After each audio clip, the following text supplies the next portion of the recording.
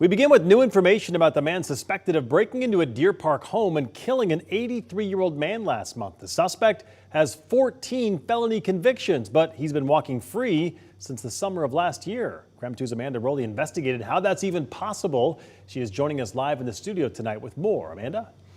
Gary Alt is facing a first-degree murder charge for the death of Richard Purdy on December 26th. By that point, the suspect had been out of prison for 4 months under community supervision, which the victim's family says should have never happened. Richard Purdy lived his whole life in Deer Park. Aside from his devotion to his family and various community groups, he spent the majority of his career at Kaiser Aluminum.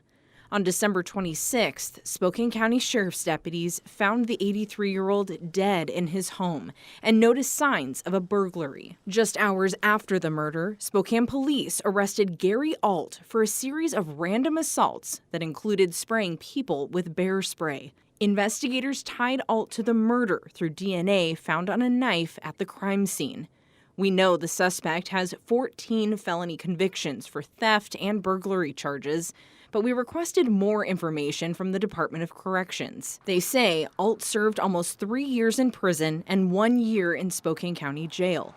According to a Washington Court of Appeals document, Alt escaped a deputy's custody in 2020 as he was being taken to the Spokane County Jail. By August last year, Alt finished serving his sentences, and the DOC released him into community supervision. DOC records indicate Alt was adhering to his terms of release. By the time of his arrest in December, DOC says he still had nearly 8 months left of community supervision. Purdy's family believe the suspect should have never been released from prison. The victim's daughter, Renee, sent a letter to Senator Maria Cantwell looking for justice. She holds lawmakers accountable for what happened to her father, writing, "The system has failed the public when after 14 felonies, some of which were actually violent, are released back into society. I am asking that you investigate this further to find out how these lawyers and judges can release violent people back into the community without so much as a warning."